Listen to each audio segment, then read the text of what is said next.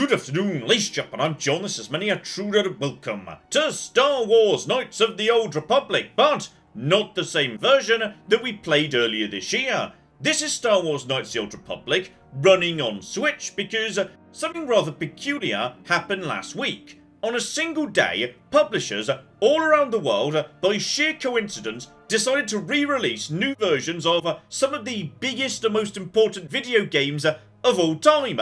Bethesda re-released Skyrim, I was pleasantly surprised. Rockstar re-released the GTA trilogy, probably best not to talk about that. That didn't go so well actually. And the one that most people seem to be sleeping on and completely missed, Star Wars Knights of the Old Republic, came to Switch, and this is interesting.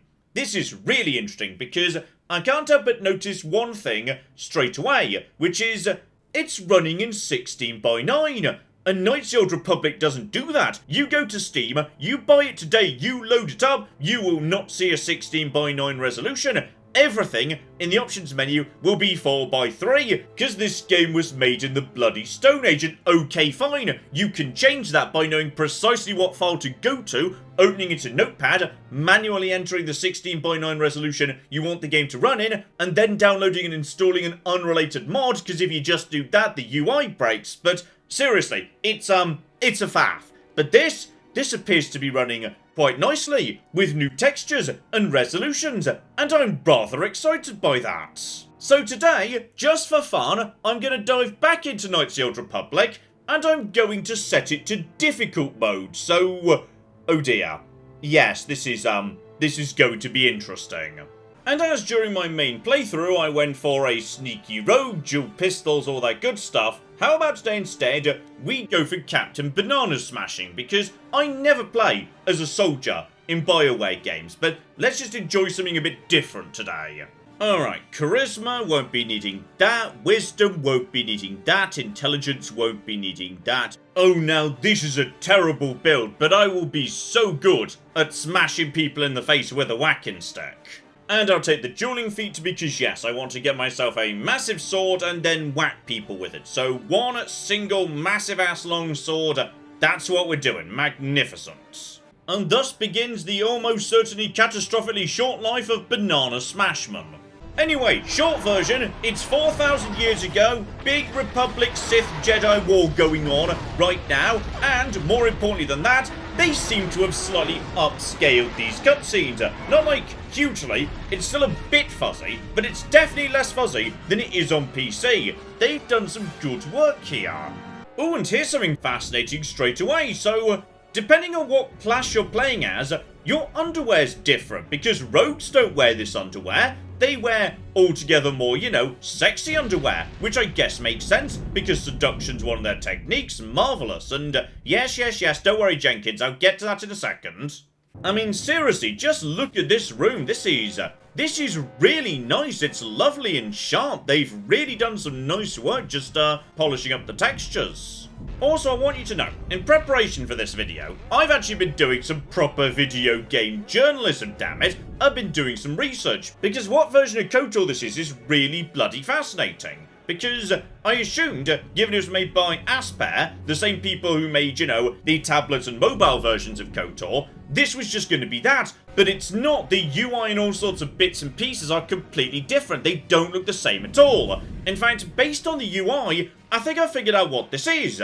This is the original Xbox version, because all the UI is pretty much precisely the same as that old footage, just upscaled, with the textures looking nice, resolution fixed up, and, most crucially, next to pretty much every other version, the menus and text actually work. They're not ridiculously tiny, the text isn't ridiculously tiny. Speak to Jenkins here, and the subtitles are a sensible size too, and that's tricky to make work in PC. Every time I tried to do it with mods, it just broke something else. So, honestly, if this is a version of KOTOR which runs pretty nicely, and runs in a modern resolution, but the UI's actually workable, this is something pretty exciting. Though the downside is, of course, you don't have a mouse and keyboard, so you're kind of using the original Xbox system of, hey, just cycle between interactive objects so you can still move around manually. Speaking of which, Jenkins, need you to get the door. We should probably do some combat. So, a couple of basic soldiers here, I guess I'd better start murdering them. Just a reminder in case you never saw the original or you've forgotten. Yes, though this game kind of looks real-time, it's actually an old tabletop game with turn-based rules, and all the flashiness and laser bolts don't really mean much. Instead, we're just taking turns to attack each other. Now, I've got myself 2 attacks right now. Basic attack where I just whack him with a sword, because I'm a melee user, or my power attack does way more damage, but less likely to hit. But given I set my character to be so strong and that determines chance to hit with melee weapons, we're just going to be, setting myself up with a couple of power attacks against this lad, then a couple of power attacks against this lad. Absolutely spectacular. So I'll just be getting on with that. Now that's just all been set by itself. Lovely. So while I do that, Jenkins can just move in too. So there we go, and just pause again. And honestly, Jenkins can just start doing normal attacks over and over and over again. That's all absolutely fine. So there we go, just get going. He opens fire, does some damage, and... okay, so these guys aren't so tough, and... I mean, I was hoping that you'd let John get at least 1 kill there, but whatever. Also, I do love the massive flip you do on every power attack. It's great. Jenkins, you draw the fire first. Okay, I want you right over there. So, okay, we got a bunch of people right here. So Jenkins is now up front, and he can just draw the attention. I'm going to toss in 1 grenade. That's all absolutely fine. Back over to John, who's going to rush in and finish off, like, anyone else. It's all going to be A-okay. So, here we go. Just get in there. And... oh, there's loads of them. Okay, so this is all fine. So, okay, John. This is your moment. Line up all the power attacks. Right. Now we're going to go back over to Jenkins, who's just going to move into a better position. And did John get up? Oh, flip me. John did it. John was finally a badass. Yes, well done. While I would rather have a keyboard and mouse, I can't deny actually, the system of scanning in one direction or the other to find nearby things you can interact with works a lot like, say, was it tab or shift in the original? I can't remember. The button you held down in order to see things you could interact with. It's very similar to that, and honestly, I can deal with it. Like, I'm using a Switch Pro controller for this, and I've adjusted to it pretty easily. It's actually surprisingly easy to get your head round. I will say, though, the downside of the UI that's for the most part really damn good is there's this massive-ass button in the way saying I'm in combat, which I know, though, to be honest, I'd be more aware I was in combat if your button telling me I was in combat wasn't blocking 1/3 of the combats. Okay, onto the bridge. Remember, I've got grenades. This is one thing I really didn't use much of when I was playing the original. And I should do, because grenades are really good, and there's 2 people standing right next to each other. So, grenade and go! I'm standing right next to the grenade! And then they came over to me. Well, that's just bloody useless, isn't it? Okay, try another grenade. There we go, I kind of killed them. Okay, they do a lot more damage to me, and they seem to be... okay, I seem to be dying there. I feel like I might have grenaded myself. Right, just give me treat injury, because, yes, my character can level that up nice and fast, and I'm going to be needing it on difficult mode. And as for feats, this is just like perks, if you don't know. So, okay, ignore all this. This is trash, because it just gives you benefits to skills. Instead, the good stuff is down over here, actually. Right, bonus 2 vitality, that's just extra health at every single level, applies retroactively. Or attack bonus with all melee weapons. Yeah, I feel like that's gotta be a good thing. And sorry, I pushed the wrong button. Let's try X. Good, much better. Damn, another Dark Jedi. I'll try to hold him off. You get to the escape pods. Go! Alright, bye, Jenkins. Oh, I just realised, by the way, I'm now by myself, which is... oh, this is going to be interesting. Right, just get over to here and, yeah, just power attack, like, all the time. Enemies in this area are going to be pretty weak, so power attacking is almost certainly the right way to go. So just stack that up, and seriously, that's an unnecessarily large bubble telling me that, you know, combat is currently happening. It could be much smaller. I like the large, you know, UI, but there's 11, and oh my. Okay, so we've got health, I do a flip, 11 damage, and I block and dodge because I'm amazing, and screw you, buddy. It turns out I'm brilliant at everything. Good, good, good, good. So, yeah, I can hit, because I'm strong. My dexterity could be better, though. Oh, yeah, we're tearing them apart now. These guys are nowhere near as good. Standard attacks. Yeah, more likely to hit, so this should be a good, reliable hit. And, oh, hello, Caden. Yes, Caden's just around the corner. It's fine. I need to join up with him so we can escape the ship. It's about to explode. But not before fighting my way past the boss, because, yes, there are many, many people in the next room, and I feel like the best option's probably just going to be, yes, zapping them all with computer magic. So how about we just get to enjoy that happening for just a second. And zappity zappity zap. Well, that was bloody efficient. And down we go, though, yes. Okay, so it's not entirely redone or remastered or upscaled. Like, it's definitely still a bit scruffy. And it seems to vary scene by scene, because the city there looks really good, but the spaceship still looks pretty blurry. Also, I'm sure this isn't supposed to be funny, but I find it kind of hilarious, which is, we're trapped on a Sith world, we have to keep our heads down, find the Jedi who is on the ship who's crash-landed somewhere else on the planet, diddly-diddly-dee, really important that there's no trouble or whatever. You step out your front door, literally taking your first step out of the safe house, and you run straight into a Sith patrol that is just standing outside your front door. It's hilarious. What's this? Humans hiding out with aliens. They're Republic fugitives. Attack! Okay, so we were immediately caught after, like, no seconds whatsoever. But, okay. This is 3 people standing next to each other, and they're using guns, so they're not going to be running away. So as a result of that, yeah, it's bloody frag grenade time. Spectacular. In it goes. Boom! Oh, that was just lovely. Right there. And, okay, that guy got the kill. Oh, blimey, what's wrong with your face? Okay. So they didn't decide to, clean up the, face of that guy. He's looking... Or maybe he's just really ugly. He could just be catastrophically ugly. But yeah, it's really weird how the environment seemed to have been made really nice and crisp. Lots of really nice work done on the textures. But lots of the character textures, the clothing in particular, and some alien faces have just been left looking really scruffy. It kind of takes me out of it a bit. How, yeah, it's now a real blend of really nice looking stuff and really scruffy old school textures. Also, yes, while the textures in many places look nice, they didn't redo the icons. So now the icons are nice and big in this lovely UI they created. Yeah, that looks very bad indeed. So, okay, it's a mixed bag in terms of presentation, also just out of interest. I mean, Karth, you're not actually gaining any benefit from your armor whatsoever. So, okay, much better. And while you're in your underwear, okay, Karth, we're going to start off by robbing literally everyone, including... Oh, hang on.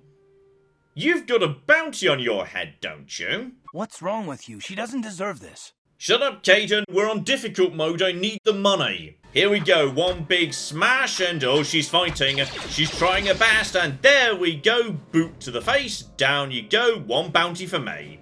Okay, good. Everyone else in the apartment building seems to have got the message. So now we can just go in, help ourselves to all their money and medicine. And having robbed everybody, I can just afford a basic energy shield. And yep, I'll be having that, thank you. Okay, shop round the corner has some good stuff I wouldn't mind having. If I need money, I think I know where we're getting it. Into the death arena we go. Alright, Adja the Hutt, put me in. I can manage Deadeye Duncan, if for no other reason than because I have got a force field. And with a force field, I should be able to handle, yeah, the bare minimum, at least the first 2 fights, right? Okay, just line it up. Don't bother tossing grenades or anything. Just go in with all the power attacks. And in we go. Closing. And down he goes. I instantly win. Screw you.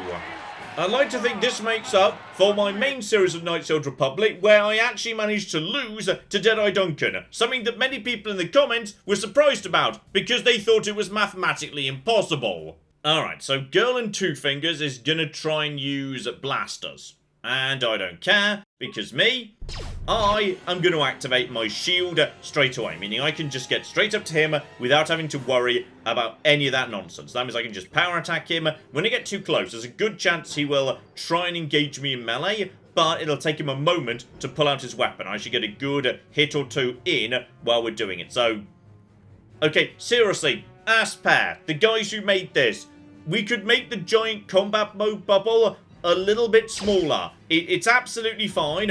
Just getting it into attack, and boom! There's 17 right there. He can't get through my shield. Now he comes in with the melee, and down he goes. Okay, you see, unlike last time, I actually know how the game works, so this is going much better.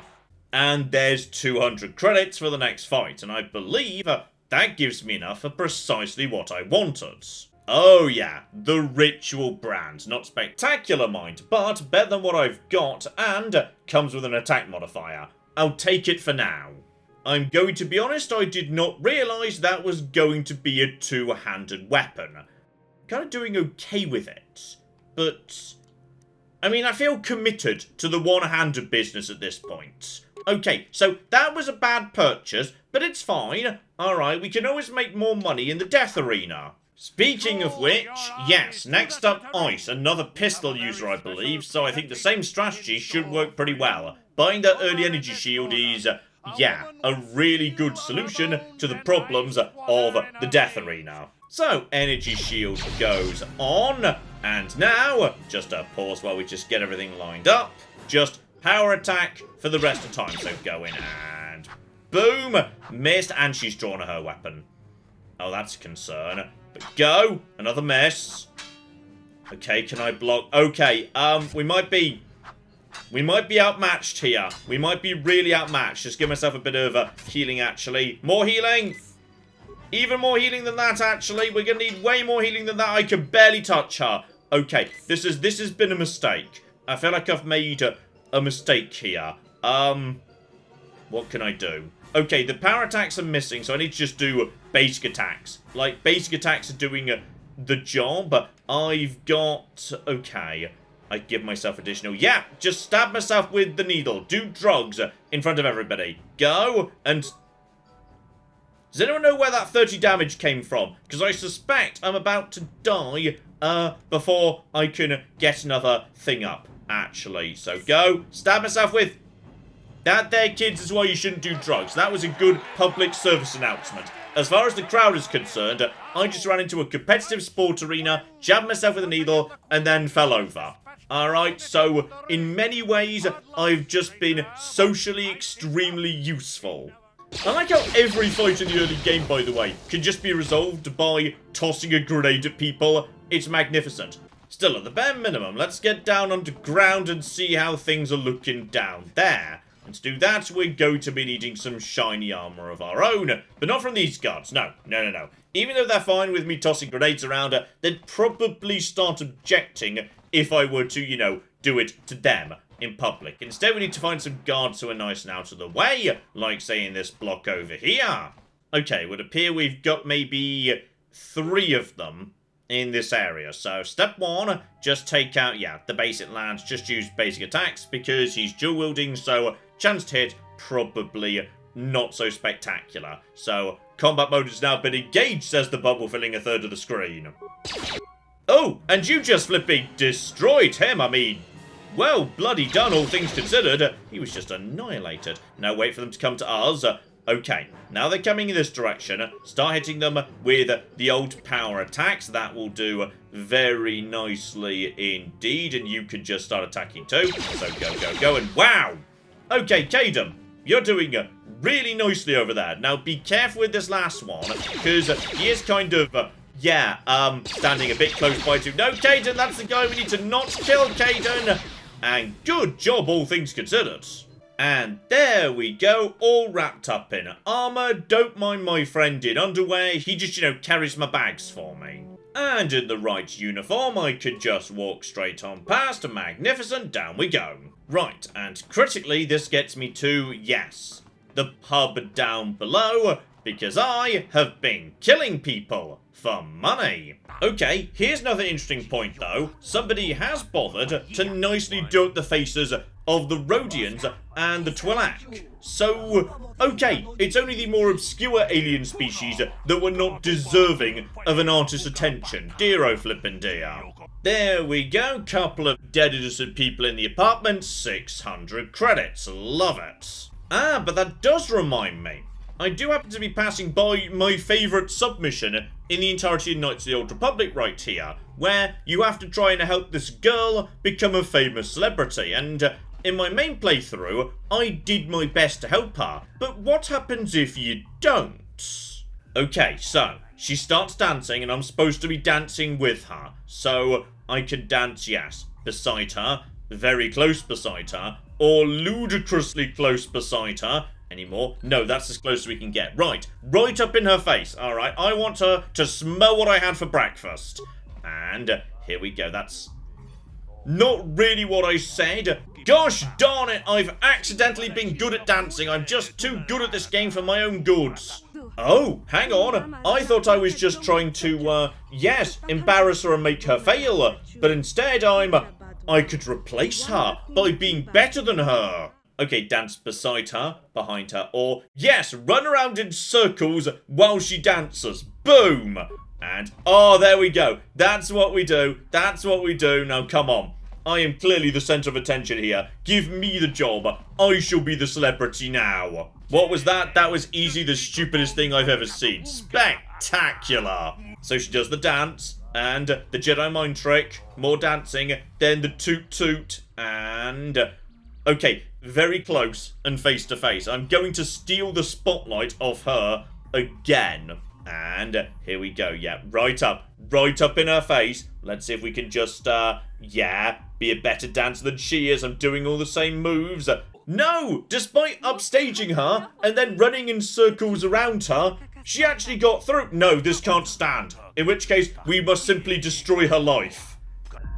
Oh, hang on. I was just doing it again, and I fell over. So apparently there's dice rolls going on. Magnificent. I didn't even realise that. I just danced right up in her face, but this time I just fell over, like an idiot. Okay, no chances this time. We're going to ruin the audition intentionally. And if that doesn't work, I give the secret signal to Caden, and he just shoots you dead. And here we go. Come on. Let's go. Ideally, push her over. Like, I don't want to fall over myself. I want to shove her over. And... nope, it's just going to be me falling over a second time. Brilliant. And nope, Lynn, you suck. Dear oh dear, your life is ruined. And you're right, I did ruin your audition on purpose. Damn you and your big flapping feet. Excellent insults. So there you go, there's a bit of the first act of Star Wars Knights of the Old Republic, as we watch a skilled soldier deliberately throw a dance audition. Marvellous. Oh, BioWare, you truly were special back in these days. And yes, indeed, this is Knights of the Old Republic on the Switch, and it's fascinating, because it does some things so well I'd say it's the superlative edition. Straight up, the UI is better than any other version of Knights of the Old Republic I've ever seen. Because even modded to Betsy, Knights of the Old Republic on PC just doesn't do good menus. Either the buttons aren't the right size or the font's the right size. I've never seen anybody with any combination of mods solve this problem, because if you just try and say upscale the UI or upscale the font size in KOTOR, yeah, on PC it tends to lead to text overflowing. It just gets horrendously messy. But this all works really nicely. It's just a shame that the work feels like it's not complete. Your character portrait there isn't in HD. They haven't redone the icons. They've redone plenty of textures, but not all of them, and I just kind of wish they'd gone the extra mile. There's still enough good stuff here. I wish they'd take some of this and retroactively apply it to the version on Steam, because proper native 16:9 resolutions and proper UI scaling, that is something the Steam version and the good old game iteration just don't have. Still, I will say two things. If you've never played Knights of the Old Republic, it has aged pretty darn well. I played it for the first time about a year ago, and I'd never played it the first time round, so I had no nostalgia for it, and it was an amazing experience. And two, this is a pretty good version that cost me like £12, so this is a bargain. Alright, it runs nice, it mostly looks nice, there's a lot of good stuff here. You could do worse than this. There is some really, really good ideas. I just kind of wish they'd gone the extra mile to push it over the line. But regardless, I mean, Knights of the Old Republic on the Switch looking damn nice, all things considered. You could do so much worse. So well recommended, link in the description below. I think, yeah, you should give this one a look-see if you've got a Switch. Even if you've never played the original, this could be an excellent place to dip your toe in the water. And who knows, after this last week, what is the next big re-release going to be? Come on, Skies of Arcadia. Sega, please, I am begging you. But in the meantime, I've been John. This has been many a true nerd. And this has been Knights of the Old Republic. Thank you very much, and goodbye. If we just hide the bodies, nobody needs to know about this. Yes! My stupid plan has worked! It turns out I'm a genius! The giant rat scorpion is not gone! Oh, hang on, there's more yet, though. I'm still being very shocked. Guys, where's the NCR? Nobody needs to know.